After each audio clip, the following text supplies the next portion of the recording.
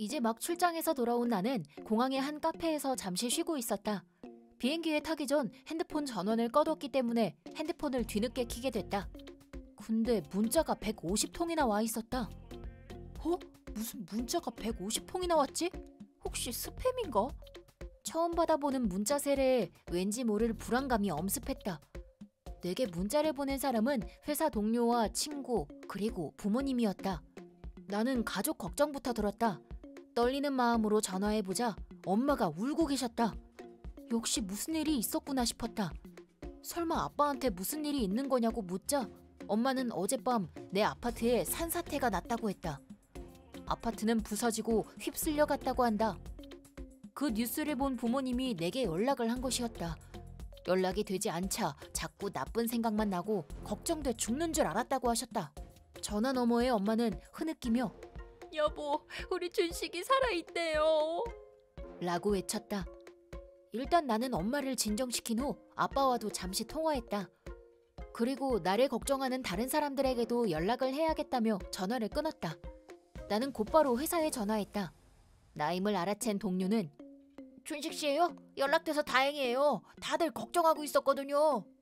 미안해. 나도 이제 막 얘기를 들었거든. 걱정했구나. 진짜 걱정했어요. 전화기 너머로 안도하는 듯한 목소리가 들렸다. 귀국 비행기에 타기 전에 했던 통화 시각을 따져보면 아직 도착하기 전이었지만 직항을 탔을 경우 이미 귀국했을 가능성도 있었기 때문에 걱정한 듯 했다. 그리고 구조 활동을 희망하는 몇 명의 사원들이 사장님의 지시하에 구조 현장에 가 있다고 한다. 나도 우리 집이 현재 어떤 상황인지 걱정돼서 집으로 곧장 향했다. 그리고 차 안에서 친구들에게도 연락했다. 너 왜 이렇게 전화를 안 받냐? 내가 얼마나 걱정했는데. 미안. 그것보다 그쪽 상황은 어때? 아직 땅속에서 구조를 기다리는 사람도 있는 것 같아. 그래. 지금 나도 구조 활동하러 가는 중이야. 그래, 너무 무리하진 말고. 응. 친구와의 통화를 마치고 계속 차를 몰았다. 사고 현장에 도착하자 차량 통제를 하고 있었고 구급차가 그 앞을 막고 서 있었다. 그 상황만으로도 사고 현장의 심각함이 느껴졌다. 평소엔 뻥뻥 뚫려있던 길도 이날은 꽉 막혀 있었다. 걸어가는 게 더 빠르지 않을까 싶을 정도였다. 간신히 우리 아파트 근처까지 왔지만 긴급 상황인 만큼 항상 내가 세우던 주차장엔 많은 차가 세워져 있었다. 나는 그 근처를 돌면서 주차할 장소를 찾아봤다. 하지만 모두 다 구급차 등 다른 차들이 세워져 있었다. 또한 차가 지나다닐 수 있도록 갓길 주차도 통제되었다. 결국 멀리 떨어진 주차장에 차를 댔고 그 후 아파트까진 걸어갔다. 현장은 매우 시끌벅적했는데 무엇보다도 그 참혹한 광경에 나는 할 말을 잃고 말았다. 말도 안 돼. 정말 이 자리에 아파트가 있었다고? 진짜? 출장에 가기 전만 해도 그곳에 서 있던 아파트가 산사태에 휩쓸려 한눈에 봐도 참혹한 상태가 돼버렸다. 이 안에서 아직 구조를 기다리는 사람이 있단 말인가? 만약 내가 출장에 가지 않았더라면, 혹시 좀 더 빨리 돌아왔더라면 순간 소름이 돋았다. 이 아파트엔 힘없는 노인들도 많이 살았고 회사 출근 시간도 다들 제각각이어서 마주칠 일이 별로 없었다. 만나도 그냥 인사만 나누는 사이였지만 그래도 그들이 걱정됐다. 아파트가 휩쓸려 내려가다니 도대체 얼마나 큰 산사태가 났길래. 그렇게 구조 작업을 하는데 어디서 많이 본 사람이 있었다. 준식아, 다들 이리 와봐. 준식이가 왔어. 그 한마디에 작업을 하던 동료와 상사가 모두 내 쪽으로 모였다. 죄송해요. 핸드폰 전원을 꺼뒀거든요. 아무 일 없으니 됐어. 이 뉴스 보는데 간담이 진짜 서늘해지더라. 그것보다 아직 여기서 구조를 기다리는 사람들이 있다고요? 저도 도울게요. 고마워. 한 명이라도 더 많은 게 낫지. 우리 회사는 중장비 기계도 취급하고 있어서 조작법은 이미 다 알고 있었다. 나는 잠시 동료들과 이야기를 나눴다. 그리고 현장 상황을 전달받은 후 구조 활동에 참여했다. 이미 구조된 사람도 있었지만 체력을 모두 소모한 나머지 들것에 누워 구급차를 기다리는 노인도 있었다. 구급차를 기다리는 주민에게 다가가자 당신은 무사했군요. 네, 출장에 갔었거든요. 방금 돌아왔어요. 괜찮으세요? 부디 기운 차리세요. 네, 고마워요. 하지만 중장비 기계로 구조 작업을 하자니 이런 재해 속에서는 누가 어떻게 잘못될지 모를 일이었다. 자칫하면 내가 잘못될 수도 있었다. 내가 무사하다는 걸 알고 우리 부모님과 친구들 그리고 회사 동료들도 울며 기뻐해줬는데 자칫하면 그게 절망의 눈물로 바뀔 수도 있었다. 그래도 나는 회사 동료들과 힘을 합쳤고 중간중간 주민들을 격려하며 구조 작업을 이어갔다. 아파트와 함께 떠내려간 덕분에 비교적 구조 작업이 쉬웠고 구조 활동이 신속하게 이뤄진 덕분에 피해를 최소한으로 줄일 수 있었다. 체력이 바닥난 노인 한 분이 위험할 뻔했지만 그래도 전원 다 구조해낼 수 있었다. 마지막 한 사람의 구조가 끝나자 모두의 함성이 울려 퍼졌다.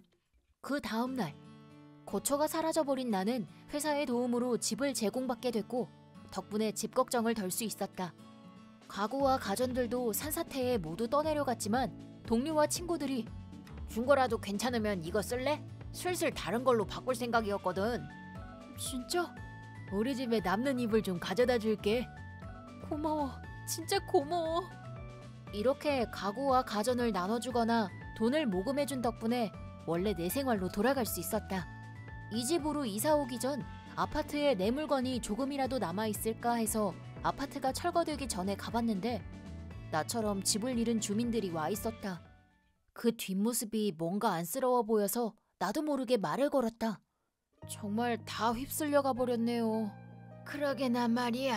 그래도 목숨을 건졌으니 감사해야지. 이런 산사태 속에서 사망자가 나오지 않은 건 기적이야.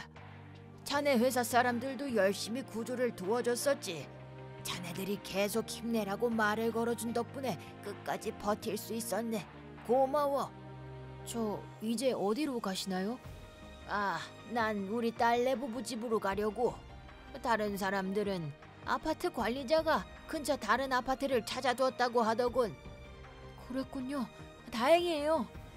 나 같은 젊은이는 이사를 해도 쉽게 적응할 수 있지만 차가 없는 노인분들은 이사를 한다 해도 적응이 쉽진 않을 것이다. 내가 누려왔던 평범한 일상이 어느 날 갑자기 사라져버릴 수도 있는 거구나 싶었다. 내가 사전에 예방할 수 있는 사고도 있지만 재해나 지진, 천재지변처럼 사람의 힘으로 막을 수 없는 사고도 있다. 인간의 나약함을 깨닫는 순간이었다.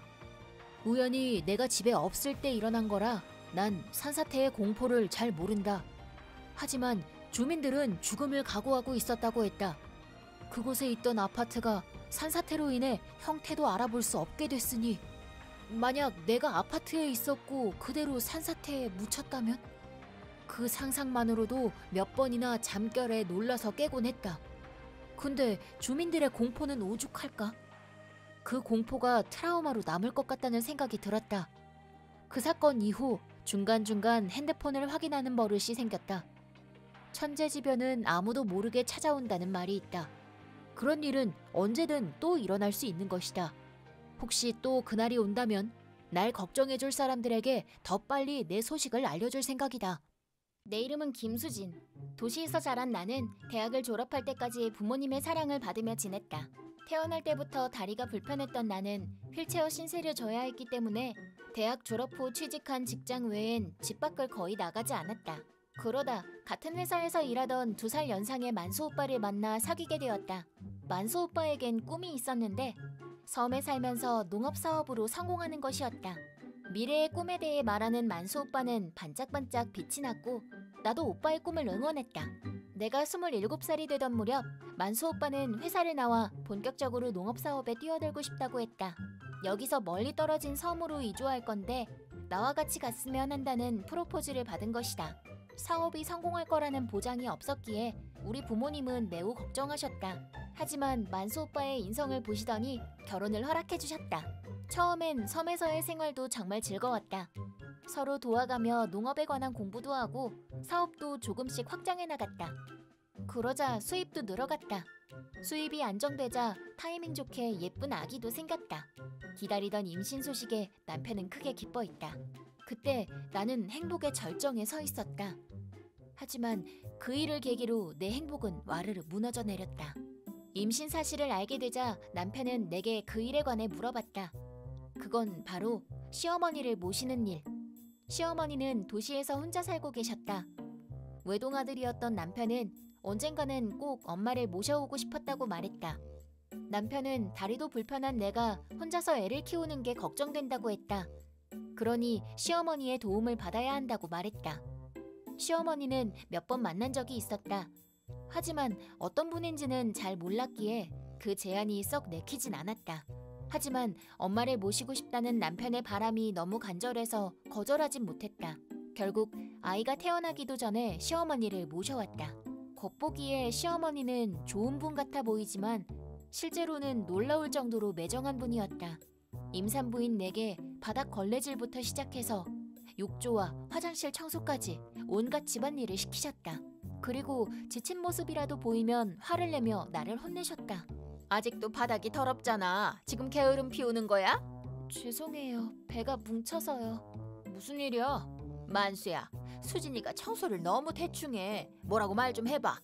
나는 남편이 내 편을 들어줄 거라고 생각해서 살짝 남편 뒤로 숨었다.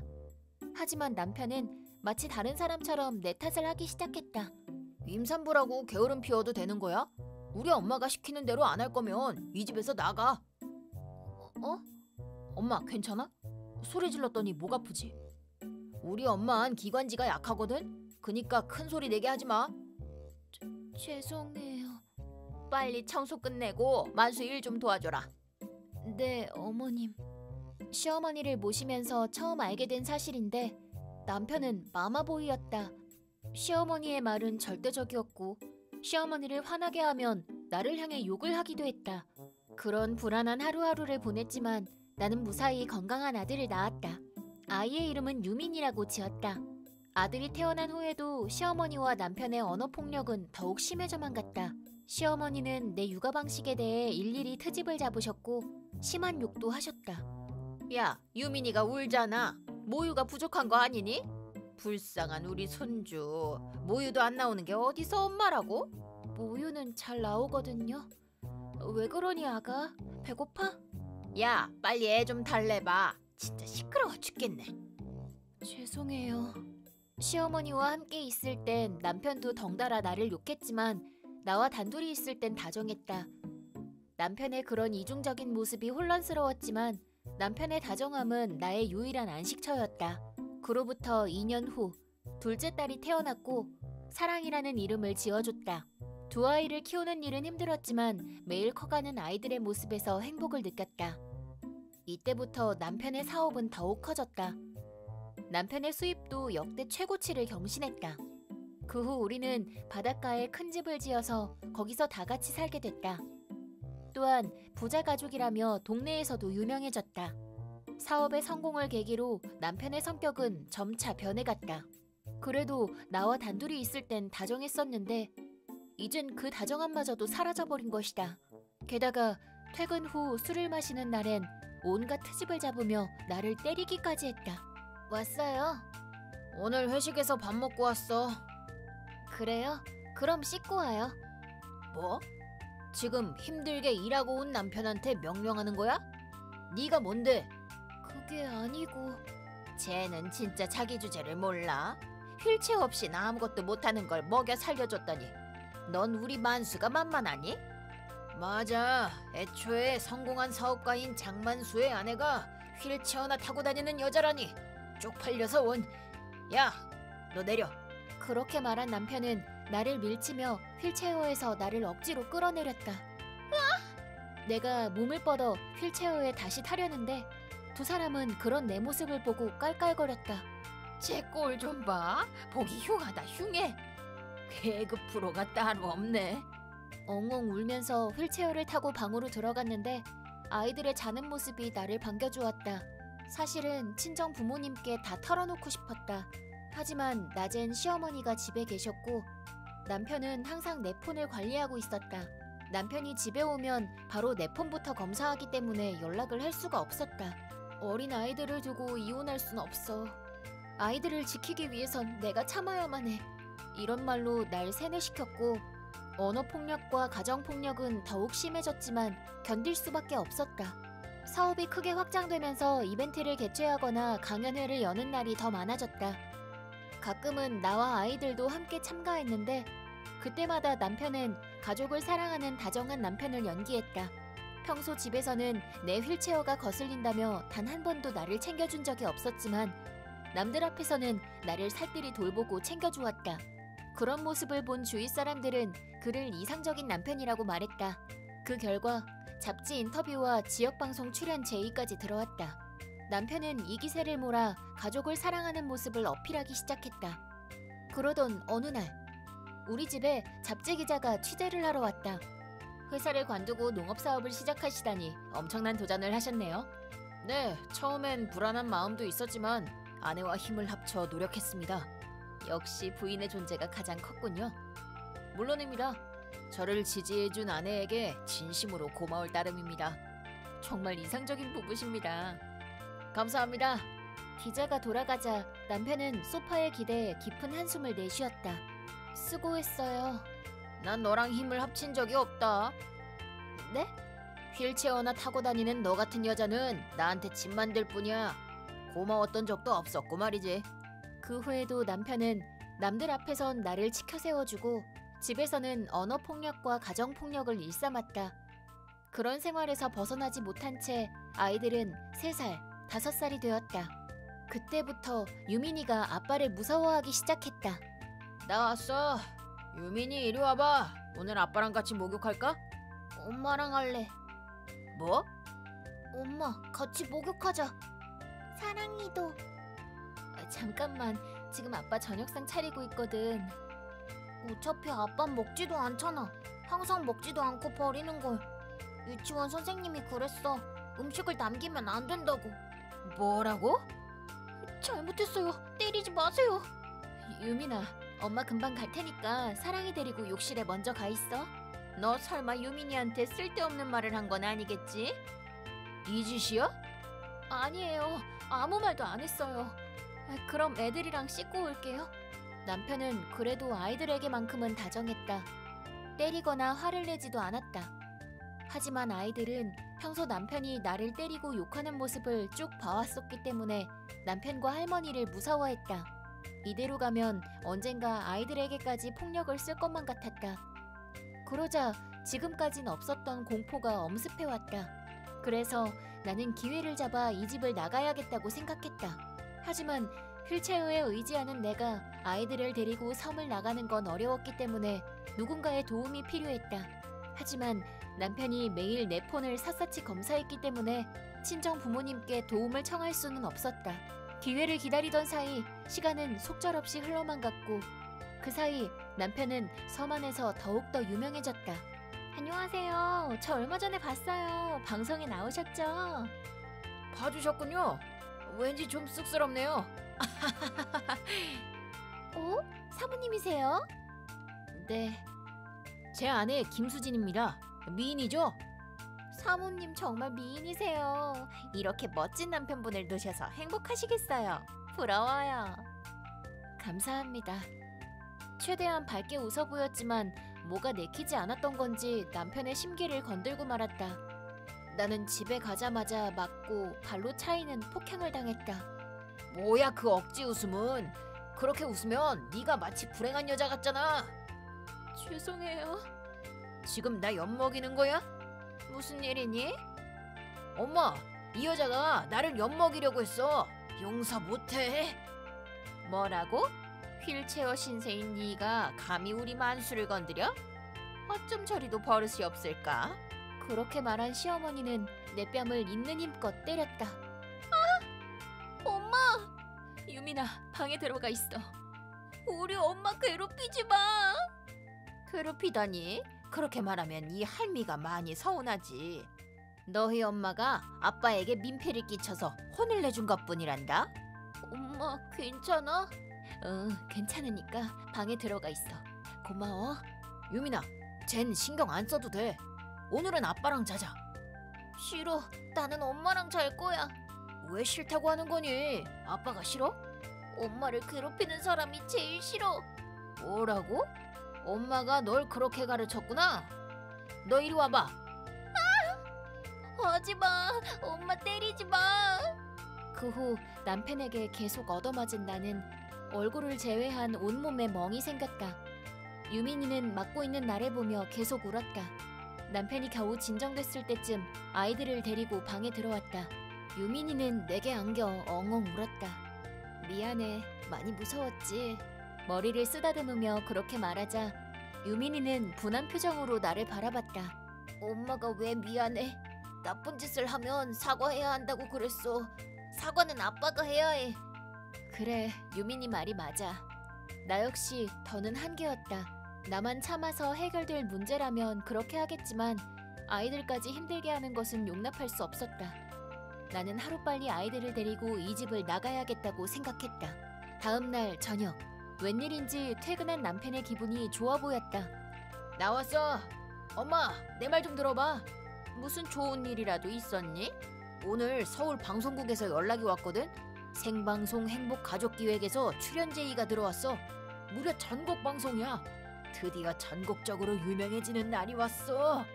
세상에나, 역시 넌 자랑스러운 아들이야. 우리 가족 다 TV에 나오는 거야. 유민이랑 사랑이도 신나지? 우와, TV다. 아, 맞다. 야, 너 저번처럼 억지 웃음 짓기만 해봐. 진짜 내 손에 죽어? 알겠어요. 조심할게요. 그날 밤 남편은 너무 기분이 좋았는지 술을 마시고는 평소보다 더 일찍 잠에 들었다. 평소엔 내 폰을 압수해두고 자는데 오늘은 그걸 까먹은 모양이었다. 나는 이때다 싶어 내 폰을 가지고 내 방으로 갔다. 그리고 부모님께 전화를 걸었다. 하지만 시간도 너무 늦었고 벌써 잠이 드신 건지 전화를 받진 않으셨다. 내 사정을 알리기 위해 장문의 문자를 적고 있는데 갑자기 방문이 열렸다. 그곳에는 남편이 서 있었다. 재빨리 폰을 숨겼지만 이미 때는 늦었다. 이 시간에 누구한테 문자하는 거야? 폰 줘봐. 그렇게 말한 남편은 내 폰을 억지로 뺏어들었다. 그리고 문자를 읽기 시작했다. 왠지 맞는 걸로는 끝나지 않을 것 같았다. 절망적인 기분이었다. 내 예상대로 문자를 읽은 남편은 극대노했다. 아이들이 깨지 않게 방을 나와 남편 방으로 갔다. 남편은 내 팔을 꽉 조여맸고 몇 시간 동안 계속해서 욕을 해댔다. 친정 부모님께 도와달라고 해봤자 소용없어. 나랑 사는 이상 내가 널 계속 감시할 거거든. 더는 이렇게 못 살아. 닥쳐. 돈도 많이 벌고 가족도 다 내가 먹여 살리는데 내 어디가 불만이라는 거야? 난 널 먹여 살려주는 사람이라고. 더 이상 당신의 폭력을 참지 않겠어. 네가 그런 말 할 입장은 아닐 텐데. 그런 말은 네 스스로 걸을 수 있게 되면 해. 이 폰은 내가 압수한다. 그리고 앞으로 넌 폰 쓰지 마.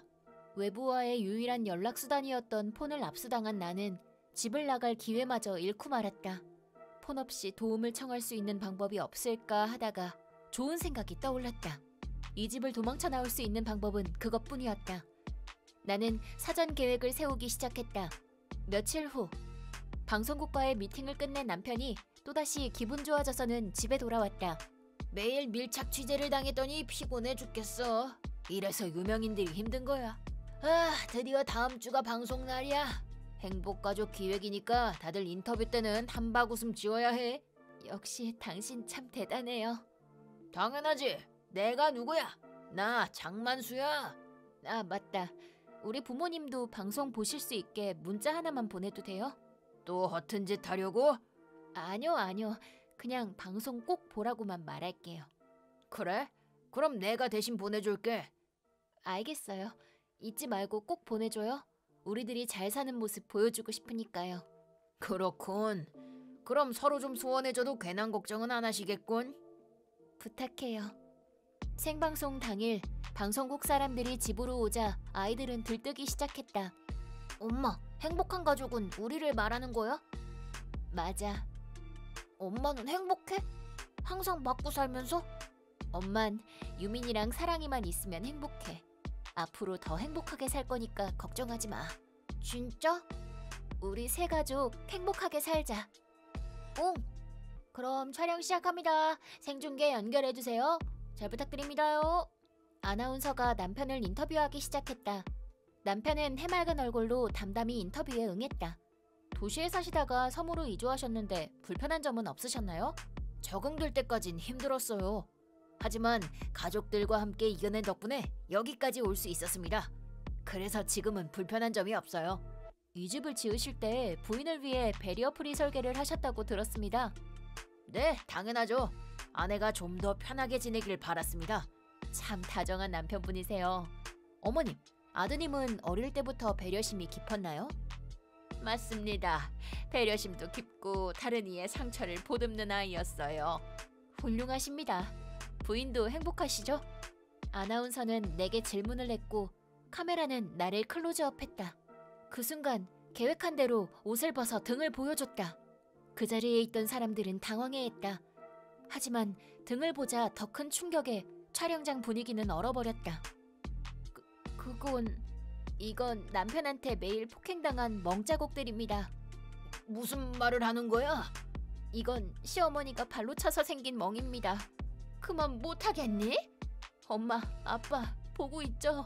저랑 아이들을 구해주세요. 카메라 꺼주세요. 이 여자가 다 꾸민 짓이에요. 휠체어나 타고 다니는 쓸모없는 년. 뭐라고? 이놈? 아빠가 항상 하던 말이에요. 그러고는 엄마를 때렸어요. 유민아, 잘못을 했으면 사과하는 거야. 빨리 엄마한테 사과해. 닥쳐. 너 지금 이게 무슨 짓이야? 난 진실을 말하고 싶었을 뿐이야. 우리가 행복한 가족이라는 거짓말을 전국 방송에 내보낼 순 없잖아. 뭐라고? 남편이 내게 달려든 순간 방송국 관계자들은 황급히 남편을 말려주었다.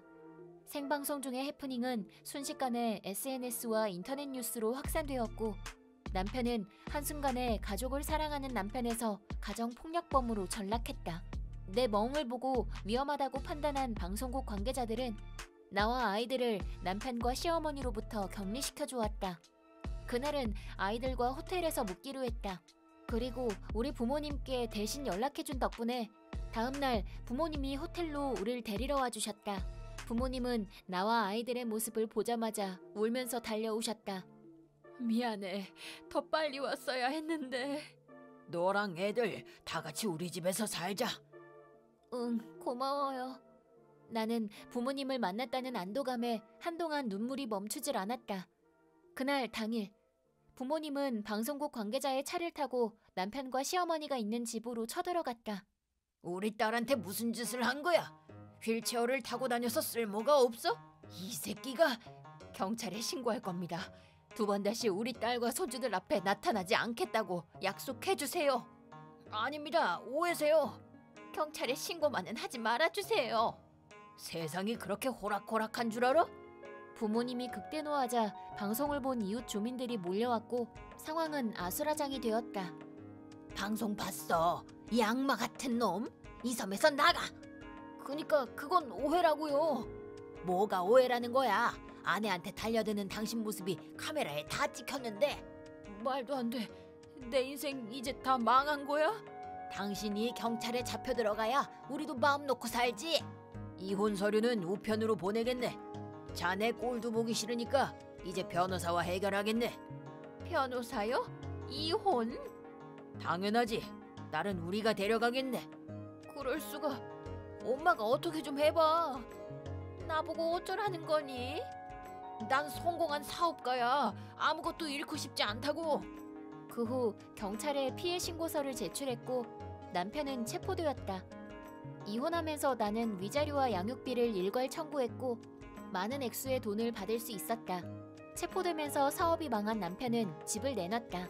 하지만 산다는 사람이 없었고 망한 사업 때문에 많은 금액의 빚을 떠안게 됐다. 생방송을 통해 가정폭력범임이 탄로난 남편은 그 후에도 한동안 SNS에서 화제가 됐고 사람들의 손가락질을 받으며 살아야 했다. 물론 출소를 한다 해도 사회 복귀는 어려울 것이다. 더 이상 섬에서 살 수 없게 된 시어머니는 다른 곳으로 이주했다. 방송으로 얼굴이 알려진 탓에 어딜 가나 사람들의 시선이 따라다녔다. 결국엔 시골에서 조용히 살고 있다고 한다. 우리는 남편과 시어머니로부터 해방되어 부모님과 함께 행복한 새 삶을 살고 있다. 남편의 폭행과 언어폭력으로 받은 위자료 덕분에 생활은 여유로웠다. 앞으로 천천히 일자리도 찾아보려고 한다. 부모님은 손주들과 지낼 수 있어서 행복하다고 하신다. 자진해서 육아를 도와주시는 덕분에 나는 심적 여유도 생겼다. 그렇게 긴 시간 언어 폭력과 폭행으로 생긴 마음의 상처도 서서히 나아가고 있다. 나는 진짜 웃음을 되찾았다. 남편은 계속해서 내게 참여의 편지를 보내고 있다. 다 읽기도 전에 찢어버리지만 내게 사과한다 해도 남편과 시어머니를 용서하진 못할 것 같다. 거액의 빚을 진 남편은 출소 후에도 힘들게 살아갈 것이다. 긴 시간 동안 나와 아이들을 괴롭힌 대가는 처절했다. 앞으로도 남편이 평생을 반성하며 살아가길 바란다. 그날은 출장지에서 집으로 돌아가던 날이었다. 출장지가 바로 옆 지역이라 멀진 않았지만 자타공인 애처가로 통하던 나는 그동안 못 본 아내와 아이가 너무너무 보고 싶었다. 집에 가기 전 아내에게 전화해서 나 지금 가. 조심히 와요. 몇 시쯤 오는데? 가능한 한 빨리 가고 싶은데 차가 막힐 수도 있어. 그래도 밤엔 도착할 것 같아. 알았어. 소진이도 아빠가 너무 보고 싶대. 아빠, 빨리 오세요. 우리 딸, 아빠가 빨리 갈게. 응, 아빠 올 때까지 엄마 말 잘 듣고 있을게요. 나는 미리 밤에 도착한다는 연락을 해뒀다. 처음엔 도로 상황이 좋았는데 조금씩 차가 막히기 시작했다. 역시 저녁 시간엔 차가 막히는구나. 나는 앞차를 보며 혼잣말을 했다. 바로 그때 같은 동네에 사는 친구에게서 전화가 왔다. 이현아, 너 연락 받았어? 무슨 연락? 난 아무 연락도 못 받았는데? 평소와는 다른 친구 목소리에 의아해하고 있었는데 최수 씨랑 소진이가 괴한의 칼에 찔렸대. 저녁 산책을 하던 중에 그랬다나 봐. 그 말이 너무 충격적이라 급브레이크를 밟고 말았다. 하마터면 사고가 날 뻔해서 일단 갓길에 차를 세웠다. 그게 진짜야? 아내랑 소진이는 무사한 거야? 그걸 모르겠어. 구급차가 우리 동네를 지나가더라고. 나도 말만 들었지 보진 못했어. 알았어. 최대한 빨리 갈게. 혹시 무슨 소식 들으면 나한테 바로 전화 줘. 알았어. 일단 넌 사고 내지 말고 조심히 와. 이 상황에 너까지 다치면 그거야말로 진짜 큰일이니까. 친구는 그 말을 남기고 전화를 끊었다. 나는 전속력으로 차를 몰았다. 제한 속도도 무시한 채 앞차들을 하나하나 제치며 차를 몰았다. 순간 아내와 딸이 괴한의 칼에 찔렸다는 친구의 말이 다시 떠올랐다. 사고가 나도 상관없으니 최대한 빨리 집에 돌아가고 싶은 마음뿐이었다. 하지만 제한 속도를 무시하고 달리자 내 뒤로 경찰차가 따라왔다. 경찰은 앞차 멈추세요! 앞차 멈추세요! 라고 외쳤다. 안 되는 줄 알면서도 아내와 아이 걱정에 경찰도 무시하고 계속 질주했다. 그러자 경찰은 앞차 속도 위반하지 말고 멈춰! 라고 하며 계속 따라왔다. 결국 경찰에 잡혀 갓길에 차를 세워야만 했다. 경찰은 당신 우리가 하는 말 못 들었어? 속도 위반이라고. 사고라도 나면 어쩔 뻔했어? 라고 했다. 나는 불안한 마음과 조급한 마음이 섞여 무슨 처벌이든 받을게요. 절 죽이셔도 좋으니까 그냥 저 좀 보내주세요. 네? 제 아내와 아이가. 정신을 차리고 보니 나는 경찰 앞에서 엉엉 울고 있었다. 경찰도 이게 쇼처럼은 보이지 않았던 모양인지 나를 살살 달랬다. 대체 무슨 일인데요? 아내와 딸이 괴한의 칼에 찔렸다는 연락을 받았습니다. 뭐? 괴한이요? 진짜요? 경찰들은 놀란 얼굴로 서로를 바라봤다. 네, 근데 지금 생사도 몰라요.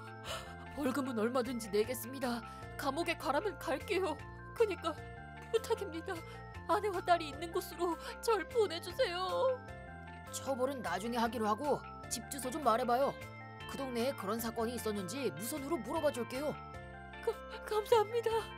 그 후 나는 경찰에게 집 주소를 말했고 경찰은 무선을 통해 사건을 알아봐 주었다. 부인분이 근처 사이다 병원으로 실려가셨답니다. 생명에 지장은 없다는데 자세한 건 모른다네요. 일단 서두릅시다. 우리 뒤를 따라오세요. 네? 우리가 앞에서 길을 뚫어줄게요. 다시는 난폭 운전하지 마세요. 가족이 무사하다 한들 당신이 사고를 당하면 그게 다 무슨 소용입니까? 죄송합니다. 나를 잡은 경찰관에게 이런 친절을 받게 되다니. 게다가 나를 도와주겠다는 말이 너무 기뻐서 또다시 엉엉 울었다. 그렇게 나는 경찰관의 도움을 받으며 급히 병원으로 향했다.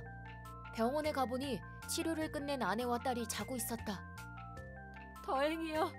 두 사람 다 무사해서 다행이야.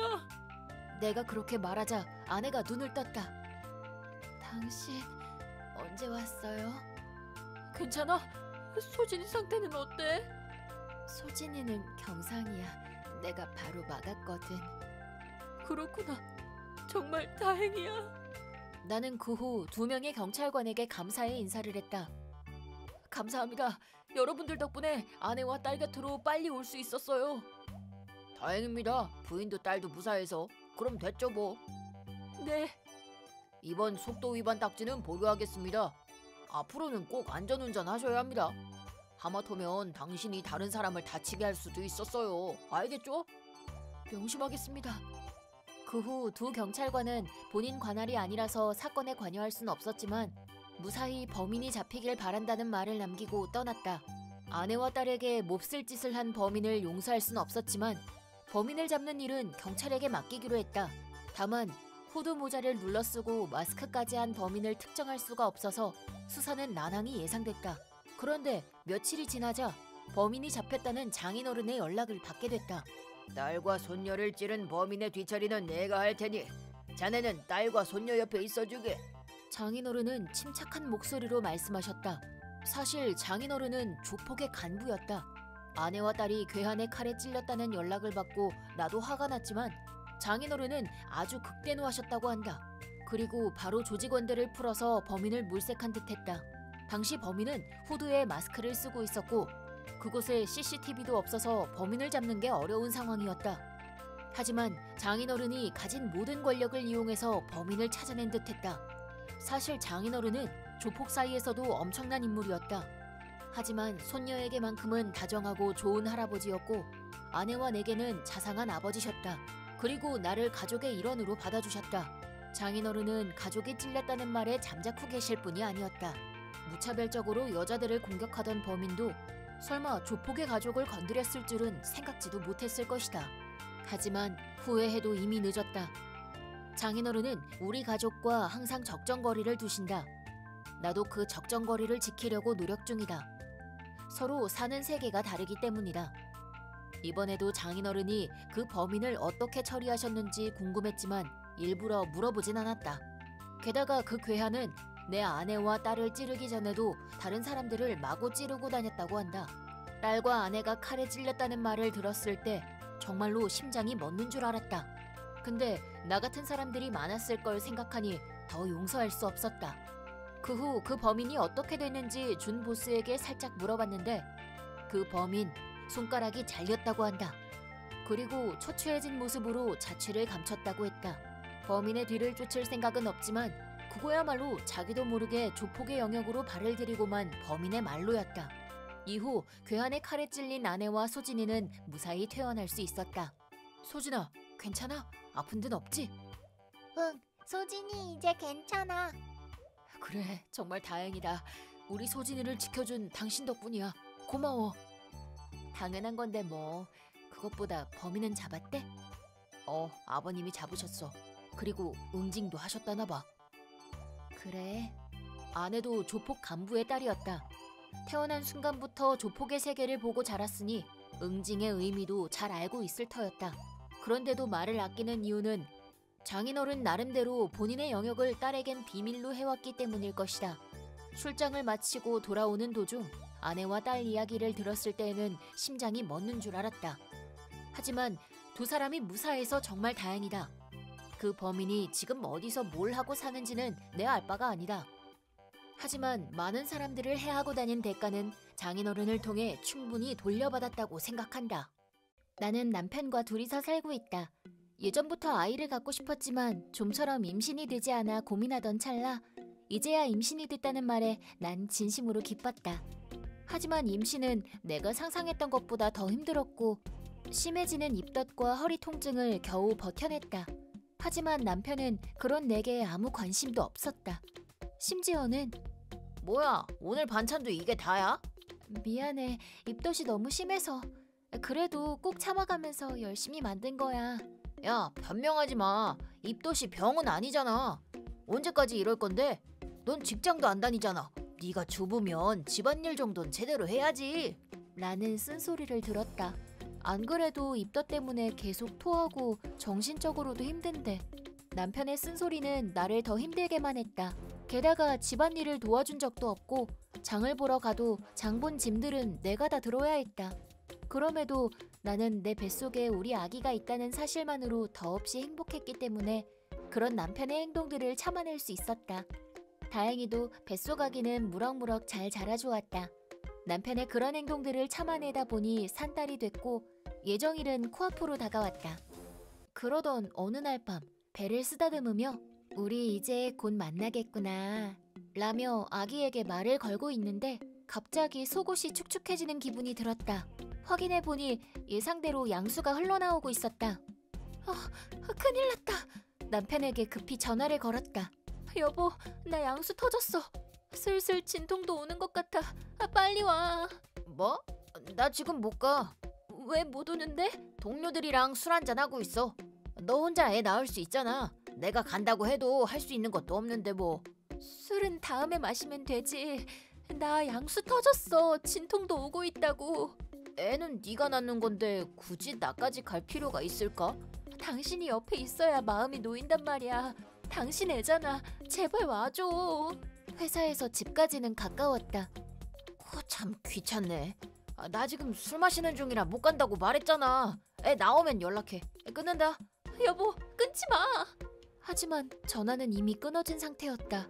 나는 하는 수 없이 점점 심해지는 진통을 참으며 구급차를 불렀다. 그리고 몇 시간에 걸친 진통을 나 혼자 견뎌낸 끝에 무사히 건강한 아들을 낳았다. 축하드려요. 아들입니다. 감사합니다. 처음으로 우리 아기를 안아보는데 너무 기뻐서 눈물이 나왔다. 원래는 남편도 같이 있었어야 했는데 그 생각만 하면 너무 슬펐지만 앞으로는 내가 이 아이를 지켜줘야 해. 화이팅! 그렇게 마음을 강하게 먹었다. 다음 날 남편에게도 무사히 태어난 우리 아이를 보여주고 싶었다. 하지만 전화를 받지 않았다. 오늘은 출근 안 하는 날인데 혹시 숙취 때문에 못 일어나는 건가 싶었다. 오후 3시가 되자 연락이 닿았다. 우리 아이 태어났어. 아들이야. 언제 올 거야? 면회 시간이 정해져 있거든. 오늘은 못 가겠는데. 어제 너무 늦게 들어왔어. 숙취 때문에 머리도 아프고. 아기가 태어났는데 숙취라니. 그리고 내일은 출근해야 하잖아. 퇴근하고 나서는 면회도 못 한단 말이야. 집에 와서 보면 되잖아. 그것보다 너 퇴원일은 언제야? 빨리 와서 내 밥 좀 차려줘. 최소 5일은 입원해야 한대. 지금 당장은 못 가. 뭐? 5일? 미치겠네. 그동안 집안일은 누가 하라고. 더 빨리는 못 와? 너 주부잖아. 남편의 선 넘는 말에 어이가 없었다. 결국 목숨 걸고 애를 낳은 내게 격려의 말도 없었고 애를 보러 오지도 않았다.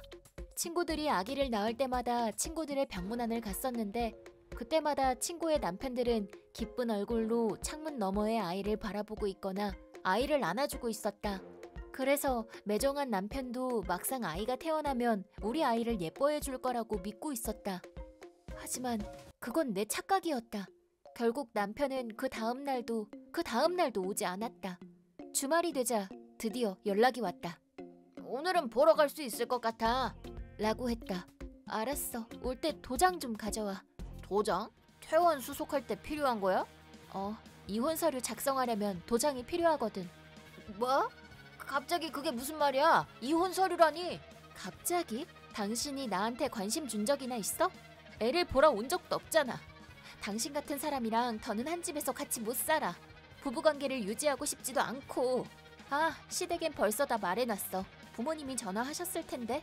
전화가 오긴 왔는데 못 받았어. 아니 그래도 이건 너무하잖아. 오늘 보러 간다니까? 아이 일은 나 몰라라 하고 본인 생각만 하는 사람은 아빠 될 자격이 없어.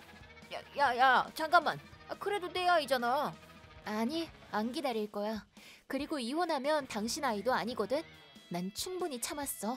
그니까 당신 짐 갖고 이 집에서 빨리 나가줬으면 해. 나보고 어딜 나가라고. 그거야 당신이 생각해야지. 그리고 이 아파트는 결혼 전부터 내가 살던 곳이었어. 근데 내가 거길 나가는 건 이상하잖아. 우리 부모님도 다시는 당신 얼굴 보기 싫으시대. 농담이지? 우리가 이혼을 왜 해? 내가 지금 농담하는 것 같아? 나 양수 터졌던 날 더 늦었으면 위험할 뻔했어. 그 정도는 당신도 알지? 파수가 위급 상황인 건 기본 상식이니까. 근데 당신은 그런 날 두고 회식을 택했지? 그런 남편이 세상에 어딨어? 그건 내가 잘못했어. 진짜 미안해. 내가 사과할게. 제발 이혼만은. 신중하게 고민하고 내린 결정이야. 당신이 도장을 가져오지 않는다면 내일 당장 변호사 통해서 이혼 절차를 밟을까 해. 왜 그래 진짜. 이 집을 나가라니. 내가 갈 데가 어딨다고. 남편은 전화 너머로 울먹이고 있었지만 이제 나와는 상관없는 일이었다. 그 후 나는 아이와 함께 무사히 퇴원할 수 있었다. 남편은 끝까지 도장을 가져오지 않았다. 그래서 남편에게 말한 대로 변호사를 선임했다. 집에 가자 남편은 아직도 집에 있었다. 제발 부탁할게. 나도 우리 아이가 크는 모습을 보고 싶어. 뭐? 이제 와서 그게 무슨 말이야? 내가 당신 같은 쓰레기한테 면접 교섭권을 줄 것 같아? 지금 당장 안 나가면 나 경찰 부를 거야.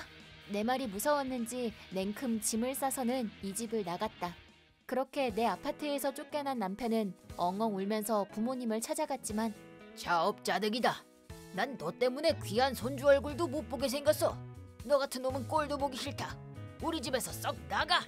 라고 하셔서 부모님 집에서도 쫓겨났다고 한다. 그 후 나는 남편 얼굴도 보기 싫어져서 모든 걸 변호사에게 일임했다. 덕분에 최소한의 면접 교섭권만으로 이혼할 수 있었다. 이혼 마지막 날 남편은 다 죽어가는 얼굴을 하고 나타났다. 내 알바는 아니지만 전 남편의 직장 동료와 상사들도 곧 우리 아이가 태어날 거라는 사실을 이미 다 알고 있었다. 그러다 이번 사건이 알려졌고 전 남편 회사에 급속도로 소문이 퍼지는 중이라고 친구가 얘기해줬다. 여사원들은 그 사람 아내가 양수 터졌다고 빨리 와달라고 하는 전화도 무시하고 계속 술 먹고 놀았다던데? 말도 안 돼. 이혼당해도 싸네. 아기가 무사해서 천만다행이다. 남편 좋아하네. 나라도 헤어질 듯? 라며 전 남편의 험담을 하고 다닌다고 한다. 그리고 상사는 첫 아이가 태어났다고 해서 축하금이라도 챙겨주려고 내가 좀 알아봤는데 자네는 그 돈을 받을 자격이 없는 것 같더군. 라고 하며 전 남편에게 등을 돌렸다고 한다. 결국 지금은 전 남편에게 말을 거는 사람조차 없어서 사내 왕따가 됐다고. 소문에 의하면 항상 추리닝 차림을 하고 편의점 도시락을 사러 가곤 하는데 산 도시락은 좁은 원룸으로 가지고 간다고 한다. 이혼 후 나는 양육비와 위자료를 받을 수 있었다. 이혼당한 충격에 남편은 제정신이 아니었다. 덕분에 더 빨리 이혼할 수 있었지만 남편은 아무래도 아내를 가정부쯤으로 착각하고 있었던 것 같다. 앞으로는 아이도 돌봐야 하는데 그 전에 미리 그 거대 쓰레기를 처리하게 돼서 정말 다행이다. 우리 언니는 중증 밀가루 알레르기가 있다. 먹으면 목숨이 위험해질 수 있어서 옛날부터 우리 가족은 음식에 각별한 신경을 썼었다. 밀가루는 시판 카레나 만두피, 가공육, 메밀면 등 생각보다 다양한 음식에 사용된다. 식품 성분표를 깜빡하고 먹게 되면 언니는 얼굴부터 새빨갛게 부어오른다. 양을 좀 많이 먹으면 온몸이 빨개지고 목까지 부어올라서 호흡 곤란이 오기도 한다. 그런 언니에게도 남친이 생겼다. 나도 한번 만난 적이 있었는데 다정하고 남자다운 사람이었다. 언니의 알레르기도 이해해준 덕분에 둘의 만남은 1년 넘게 지속되었다. 그러다 자연히 결혼 이야기도 나오게 돼서 우리 부모님께도 결혼 인사를 하러 왔다. 효조와의 결혼을 허락해 주십시오. 잘 살겠습니다. 딸도 결혼할 나이인데 자네처럼 듬직한 사람이 우리 딸과 결혼해 준다면야 우리야 고맙지. 근데 네, 우리 딸이 밀가루 알레르기가 있어서 자칫하면 목숨을 잃을 수도 있어요.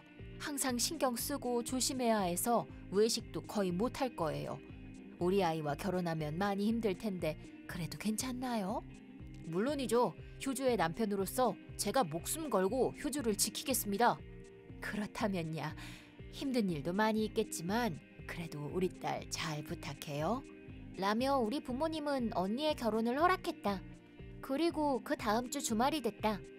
그날은 남친의 부모님께 결혼 허락을 받으러 가는 날이었다. 가기 전 남친은 본인 엄마 음식 솜씨가 좋다고 자랑을 해댔다. 그래서 언니도 기대를 했다고 한다. 도착한 곳은 꽤 시골 동네였다. 황금색으로 빛나는 밀밭이 펼쳐져 있었다. 그때부터 언니 몸엔 이미 밀가루 알레르기 증상이 나타나기 시작했다. 하지만 먹었을 때보다 증상이 가벼워서 그대로 인사를 드리러 갔다. 그런데 인사를 하자마자 남친의 엄마가 뜻밖의 이야기를 꺼냈다. 이 동네는 대부분의 농가가 밀재배에 힘을 쏟고 있어요. 요즘엔 국산 밀가루를 찾는 사람들이 늘어서 다른 지역에서도 주문이 쇄도하고 있거든요. 밀가루요? 네, 그래서 나도 요즘 이 동네 밀가루로 만든 수제빵을 빵집에 납품하고 있어요. 그니까 효주 씨도 대표 빵이랑 신상품 빵을 꼭 먹어줬으면 좋겠어요. 빵이요? 저 말씀은 감사하지만 제가 밀가루 알레르기가 있어서요. 언니는 당황해하며 완곡하게 거절했다. 하지만 한 입 정도는 괜찮잖아요? 라고 말하며 물러서지 않았다. 아니요, 한 입만 먹어도 위험해서. 라고 하자 남친 엄마는 세상에, 내가 꼭 독을 넣은 것처럼 말하네요. 난 그런 악독한 시엄마가 아닌데. 라고 하며 울먹였다. 그러자 남친의 아빠가 곧바로 효주씨, 빵은 구운 거라 괜찮아요. 라고 했다. 어쩐지 이야기가 전혀 통하지 않았다. 구우면 밀가루 알레르기가 나오지 않을 거라고 생각하는 건가? 저 밀가루를 구워도 알레르기가 나오거든요. 라고 하자 저기 효주씨, 25살이나 먹은 아가씨가 편식하면 안 돼요. 사실은 먹기 싫어서 알레르기라고 핑계대는 거 다 안다고요. 우리 아내가 만든 빵 진짜 맛있거든요. 한 입만 먹어보라니까. 우리 엄마가 뭐 이상한 거라도 넣었을까 봐 그래요? 드라마에서나 나올 법한 장난은 그만하시죠. 남친의 아빠와 남친의 동생이 언니를 다그쳤다. 언니는 당황한 나머지 남친에게 도와달라는 눈빛을 보냈다. 남친은 아빠와 동생을 설득하다 결국 미안해, 오늘만 참고 먹어주면 안 될까? 너도 우리 엄마 심기를 건드리는 건 싫잖아, 어? 라며 언니에게 속삭였다. 분위기는 마치 남친의 엄마에게 나쁜 감정이 있어서 음식을 거부하는 것처럼 흘러갔고 언니는 어느새 고집쟁이 편식녀 취급을 당하고 있었다. 하지만 집안엔 이미 밀가루가 흩날리고 있었다. 언니의 피부는 빨개졌고 가려움증이 일어났다. 목 안에도 가려움증이 일어났다. 이 상태로 여기 있다가는 호흡 곤란이 올 수도 있었다. 언니는 새파랗게 질린 얼굴로 이만 가볼게요. 라고 하며 가방을 들고 일어났다. 그러자 너무해. 난 효주 씨랑 친해지고 싶어서 정성 들여 만들었는데. 라고 하며 남친 엄마가 울음을 터뜨렸다. 그러자 남친의 동생과 아빠가 언니를 노려봤다. 하지만 엉엉 우는 남친의 엄마 눈에선 눈물이 나오지 않았다. 그러자 남친이 언니의 팔을 붙잡았다. 효주야, 이제 그만해. 딱 한 입만 먹으면 되는 거잖아. 자, 그만 고집 부리고 이거 좀 먹어봐. 안 먹으면 헤어질 거야. 남친은 빵에 손을 들고 언니 입에 억지로 쑤셔 넣었다. 언니의 입술은 순식간에 부어올랐다. 이런 데서 죽고 싶지 않아. 그렇게 생각한 언니는 남친을 밀쳤다. 빵을 토해낸 후 가방을 가지고 도망쳤다. 우리 그냥 헤어지자. 라고 하며 맨발로 집을 뛰쳐나왔다. 남친은 언니를 쫓아오지도 않았을 뿐더러 고집 좀 그만 부려. 여긴 택시도 안 잡힌다고. 라며 화를 낼 뿐이었다. 그 대신 남친의 동생이 언니를 미친 듯이 쫓아왔다. 처음엔 꼭 잡고야 말겠다는 기세로 쫓아왔지만 죽을 각오로 뛰는 언니를 따라잡진 못했다. 언니는 그대로 불빛이 보일 때까지 계속해서 달렸고 편의점에 서 있던 택시를 잡아타고 겨우 집으로 돌아올 수 있었다. 택시 안에서 언니는 엉엉 울었다. 언니가 걱정된 택시 운전기사님은 현관 앞까지 언니를 데려다 주셨다. 돌아온 언니의 상태는 말이 아니었다. 알레르기로 얼굴과 온몸이 빨갰고 헝클어진 머리에 얼굴은 눈물 자국으로 얼룩져 있었다. 맨발로 어딜 달린 건지 풀이 덕지덕지 붙어 있었다. 우리는 무슨 일이 있었던 거야? 라고 외치며 극대노했다. 울면서 말하는 언니 말에 더욱더 극대노했다. 몰라서 그런 거면 이해하겠지만 이건 이미 살인 미수 사건이었다. 언니 핸드폰은 남친에게서 온 문자와 부재중 통화로 가득했다. 우리 결혼하면 네가 우리 부모님도 모셔야 하고 엄마의 제빵 일도 도와줘야 돼. 그래서 난 네가 밀가루 알레르기를 극복해내길 바란 거야. 언니는 대체 언제부터 시댁에서 산다고 했던 걸까? 우리 가족이 문자 내용을 확인하고 있던 그때 전화가 왔다. 아빠가 받았는데 남친은 아빠가 받은지도 모르고 무언가를 시끄럽게 말하고 있었다. 아빠는 듣고만 있었다. 야, 최효주, 듣고 있어? 알아들었으면 답장 좀 해. 라고 하자 아빠가 나지막이 자네는 우리 딸을 죽일 생각이었군. 라며 으름장을 놓았다. 그제야 남친은 전화를 받은 사람이 우리 아빠라는 걸 알았고 시끄러웠던 폰은 조용해졌다. 우리 딸의 목숨보다 엄마의 기분이 더 중요한 건가? 2번 다신 우리 딸 앞에 나타나지 말게. 이 살인마 같으니. 이때 엄마도 우리 딸 앞에 얼씬거리기만 해봐. 가만 안 둬. 알았어? 라고 하자 전화가 끊겼다. 엄마는 흥 하는 콧김을 내뿜더니 끊었네? 지금 장난하나? 라고 소리 지르고는 다시 전화를 걸었다. 처음엔 전화를 받지 않았지만 20번 정도 걸자 남친이 단념한 듯 전화를 받았다. 그때부터 부모님의 따발총 같은 원망이 이어졌다. 그 후 남친은 비극의 주인공이 되어 언니에게 용서를 구했지만 언니는 남친의 존재 자체가 트라우마로 남아 거절했다. 남친은 동료와 친구들에게 뒷담화를 하며 언니를 나쁘게 몰아갔지만 아무도 남친의 편을 들어주지 않았다. 그리고 모두에게 손절당했다. 직장 상사 중 딸이 알레르기 체질인 분이 계셨는데 언니의 이야기를 듣고 남친을 엄청 혼냈다고 한다. 하지만 남친은 반성하기는커녕 하극상을 벌이며 사표를 던졌다고 한다. 사표는 급속도로 처리됐고 무직이 된 남친은 고향으로 돌아갔다. 그 후 남친의 엄마로부터 전화가 왔는데 제가 무식해서 그랬어요. 저희 아들을 용서해 주세요. 라고 울먹였다고 한다. 하지만 우는 척하지 마세요. 같은 여자한텐 안 통해요. 라고 말하니까 동시에 전화도 끊겼다고 한다. 알고 보니 그 사건이 택시 운전기사님에 의해 소문으로 퍼졌고 남친네 가족은 살인마 가족이라는 꼬리표를 달게 됐다고 한다. 그 이후 남친의 엄마가 납품하던 빵의 인기는 급속도로 떨어졌다. 사는 사람이 아무도 없자 빵을 납품하던 가게도 거래를 끊었다고 한다. 게다가 고향에서 밀 재배를 하려고 했던 남친에게 밭을 빌려주는 이가 아무도 없어서 결국 지금도 백수라고 한다.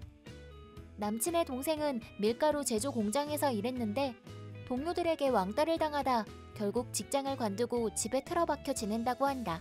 남친의 아빠는 구청에서 일하고 있었는데 상사에게도 찍히고 동네 사람들도 수군거리는 바람에 쥐 죽은 듯 살고 있다고. 하지만 먹여 살릴 가족이 느는 바람에 직장을 관두지도 못하고 간당간당한 정신으로 일하고 있다고 한다. 한 사람의 목숨을 빼앗으려고 했으니 그 정도 죗값은 달게 받으시길 바래요. 이건 멍청한 내 동생과 내 약혼자가 많은 사람들 앞에서 자폭한 이야기다. 내 이름은 최미자. 나는 3남매의 장녀로 상길이와 수키라는 2명의 동생이 있다. 나는 5년 전 대학생 때부터 사귀던 삼식이와 약혼을 했었다. 예물과 결혼식장 예약을 모두 끝내놓고 결혼식 날만 손꼽아 기다리던 중이었는데 나보다 5살이나 어린 내 동생 수키가 삼식이의 아이를 임신했다는 충격 고백을 했다. 그 일이 벌어진 건 삼식이가 우리 집에 결혼 인사를 하러 왔을 때였다. 당시 삼식이는 25살, 수키는 20살이었다. 우리는 대학생 때부터 종종 서로의 집을 오가곤 했었다. 수키도 삼식이를 친오빠처럼 잘 따랐다. 정식으로 결혼 인사를 하러 왔을 때 말끔한 정장 차림에 격식 차린 인사를 하는 삼식이의 모습을 보고 마치 백마탄 본인의 왕자님이라고 생각한 건지 멋대로 삼식이가 본인의 운명의 남자임을 확신했다고 한다. 눈에 뵈는 게 없었던 수키는 마구 들이대기 시작했다. 언니인 내가 이런 말하긴 좀 그런데 수키는 예쁘게 생겼다. 이렇게 젊고 예쁜 동생이 추파를 던지니 삼식이도 자제가 안 됐던 거겠지. 두 사람이 만나기까진 그리 오랜 시간이 걸리지 않았다. 당연하게도 이 상황에 결혼을 할 순 없었다. 결혼식을 앞두고 약혼은 파탄이 났다. 위자료를 청구하자 난 언니가 사랑하는 삼식 오빠의 애를 가졌다고 와 같은 이해할 수 없는 말을 하며 수키는 어떻게든 위자료를 피해보고자 했다. 하지만 그건 나와 상관없는 일이었다. 나는 구두쇠 소리를 들으면서도 두 사람에게 위자료를 뜯어냈다. 그리고 부모님도 수키는 임신도 했는데 아이가 아빠 없이 태어나는 건 너무 불쌍하잖아 라며 삼식이를 양보하라길래 연을 끊어버렸다. 그 말을 들은 둘째 동생 상길이도 나도 이런 사람들이랑은 같이 못 살아 라고 하며 연을 끊고 나를 따라 집을 나왔다. 이건 다른 이야기인데 나는 우리 쪽 하객들에게 미리 약혼이 파탄난 이유에 대해 말을 해놨다. 그런 남자랑 결혼하지 않은 게 천만 다행이다. 모두가 그렇게 말해줬고 그 말이 맞는 말인 것 같았다. 그런데 훗날 파탄나버린 우리 결혼식 청첩장이 모든 하객들에게 배송되었다. 무려 나와 삼식이가 치를 예정이었던 예식을 신부만 바꿔서 그대로 진행시킨 것이다. 청첩장을 받은 직장 동료에게 그 이야기를 전해 듣게 됐는데 이건 완전 청천벽력이었다. 내 친동생이 벌인 짓이지만 도저히 제정신은 아닌 것 같았다. 아마 삼식이에게 결혼식장과 그 외의 취소 비용은 큰 부담이었을 것이다. 어차피 신부만 바꿔서 진행하면 취소 비용은 굳는 거잖아? 거기다 축의금까지 받으면 오히려 더 이득 아닌가? 이런 계획이었던 것 같다. 당연히 결혼식장은 아수라장이 되었다. 내 후배가 이 결혼식에 참석했었는데 후배가 말하길 신부가 달라져서 삼식이의 부모님이 매우 당황해하셨다고 한다. 삼식이는 우리가 헤어진 사실을 부모님께 알리지 않은 듯했다. 결혼식 직전 그 뒷사정을 알게 된 삼식네의 엄마가 삼식이와 수키의 뺨을 후려치면서 대기실은 아수라장이 됐다. 미자 어머님, 이게 어떻게 된 거죠? 미자는 지금 어디 있어요? 왜 신부가 미자 동생이냐고요? 그게요, 신부가 언니와 피를 나눈 동생으로 바뀐 것뿐이거든요. 그렇게 큰 문제는 아니에요. 큰 문제가 아니라고요? 삼식이네 엄마와 우리 엄마는 몸싸움을 벌였다. 게다가 신부가 바뀐 걸 알고 있던 사람들은 참석조차 하지 않아서 객석의 3분의 2가량이 텅텅 비어버렸다. 그러자 삼식이 측 하객들과 동생이 추가로 부른 친구들은 술렁이기 시작했다. 삼식이의 부모님은 곧바로 친척들을 불러 모았고 그 사정을 설명했다. 그 말을 들은 친척들과 삼식이의 부모님은 그대로 식장을 빠져나갔다. 너희 마음대로 하라면서 말이다. 하객들은 점점 줄어갔다. 결국 뒷사정을 모르는 하객들만 남겨졌고 무슨 영문인지도 모른 채 예식이 거행됐다. 그렇게 삼식이의 부모님께 얻어터진 삼식이와 수키가 등장하자 또다시 식장이 술렁였다. 결혼식 날 사진을 보니 두 사람 다 죽어가는 얼굴을 하고 있었다. 식장 측도 신부가 바뀐 사실을 몰랐던 것 같았다. 사회자는 계속해서 신부의 이름을 미자라고 불렀다고 한다. 게다가 확인 사살이라도 하려는 듯 사회자는 신랑 삼식군과 신부 미자 양은 대학교 때 친구로 만나 라면서 우리가 사귀게 된 스토리를 말했다. 너무 다른 내용에 참석한 하객들은 야, 수키 쟤 고졸 아니었냐? 그리고 미자는 쟤네 언니 이름인데? 헐? 설마 친언니의 약혼남을 뺏은 건가? 거기다 결혼식도 지가 하고? 신부 측 친척이 한 명도 안 온 이유가 그런 거였어? 라며 술렁이기 시작했다. 그러자 그런 상황을 모두 이해한 삼식이의 친구들은 예식을 무시한 채 마음껏 먹고 마시기 시작했다. 그렇게 먹은 만큼 먹은 친구들은 피로연을 시작하기도 전에 한심하다 한심해 라고 화를 내며 식장을 박차고 나갔다고 한다. 결국 마지막엔 엉엉 우는 수키와 어쩔 줄 몰라 하는 우리 부모님, 그리고 다 죽어가는 얼굴의 삼식이만 남겨졌다. 하지만 가장 큰 피해자는 이 현장에 뒤처리를 해야 했던 예식장 측이 아니었을까? 여기까지만 봐도 인과응보인데 이 이야기는 아직 끝나지 않았다. 새로운 인생을 시작함과 동시에 삼식이는 부모님, 친척, 친구들에게 절연당했다. 수키와 부모님도 친척들의 싸늘한 눈총을 받으며 고립되고 말았다. 애초에 먼 곳에 사시던 아빠 쪽 친척들은 물론 가까이에서 우리 가족을 살뜰히 챙겨주시던 외할머니, 외할아버지도 극대노하시며 사실상 절연 상태가 됐다. 또한 수키는 결혼식에 초대한 회사 동료와 상사들에 의해 그 멍청한 사건의 전말이 회사에 모두 알려지고 말았다. 결국 주위 시선을 견디지 못해 퇴사했다. 좋든 싫든 소문이 확 퍼지는 업종이었던 탓에 사이다 회사의 직원분으로 통하며 동종업계 회사에까지 소문이 쫙 퍼졌고 이 근방 회사로 전근하려 했으나 모두 실패했다고 한다. 결국 알바를 하며 간신히 신혼생활을 꾸려가고 있다고 한다. 내게 준 위자료와 얼마 안 되는 축의금, 그리고 식장 비용까지 지불해야 했기에 통장 금액은 빵원이었다. 대출까지 받았지만 출산 비용이 없어서 쩔쩔맬 정도였다. 그래서 보다 못한 부모님이 도와줬다고 한다. 참고로 우리 쪽 친척들이 참석을 거부한 탓에 우리 부모님은 객석을 채우기 위해 초등학교 동창들까지 불러 모았다. 그러다 부모님은 이웃들의 놀림거리가 되었다.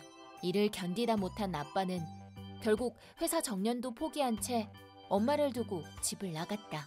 회사도 가족들 몰래 조기 퇴직했기 때문에 퇴직금도 아빠가 다 들고 도망가 버렸다. 퇴직금으로 주택대출을 상환하기로 했던 계획은 물거품이 됐고 전업주부였던 엄마가 대출금을 상환해야 했다. 이때부터 스키와 엄마는 나와 상길이에게 돈을 요구하기 시작했다. 엄마 집과 차, 스키의 카드론과 아이 양육비, 그리고 온갖 세금이 밀려 있었지만 우리는 절연을 이유로 등을 돌렸다. 전업주부인 엄마와 무직이 된 스키는 삼식이에게 필사적으로 매달렸다. 겨우 재취업에 성공한 삼식이는 알바 생활을 청산했지만 예전에 비해 월급이 절반뿐이라 항상 돈에 허덕였다. 그 와중에 둘째 아이까지 생겼고 계속 빚에 쫓기는 최악의 상황이 돼버렸다. 마침 그때 나는 사장님께 착하고 멋진 남자를 소개받아서 결혼에도 꼴이 냈다. 내 결혼식에 참석한 친척들을 통해 내 소식을 들은 엄마와 스키는 엄청나게 광분했다고 한다. 부모를 부르지도 않다니 이런 불효자식 같으니. 이렇게 장남 장녀에게 버려진 채 반 미쳐버린 엄마. 삼식 오빠는 내 운명의 상대가 아니었어. 아이, 망했어. 이렇게 비극의 여주인공이 된 동생. 내가 진짜 사랑한 건 미자 너였어. 우리 다시 잘해보자. 이렇게 로미오가 돼버린 삼식. 이런 사람들을 상대하려니 너무 짜증나서 변호사를 통해 모두 처리해버렸다. 신부만 바꿔서 결혼식을 치르려 하다니 하나같이 염치도 없는 데다 낯짝도 두꺼웠다. 그 사건을 알고 있는 사람들은 지금도 그때는 진짜 대박이었지 라고 말하곤 한다. 지금은 가족을 사랑하는 남편 그리고 2살 된 딸과 함께 살고 있다. 오히려 그 사건이 없었다면 지금의 내 가족들도 없었겠지. 그 2사람의 멍청함에 아주 조금은 감사를 표하고 싶다. 여러분도 이 세상엔 이런 멍청이들도 사는구나 하며 크게 웃어주시면 감사하겠습니다.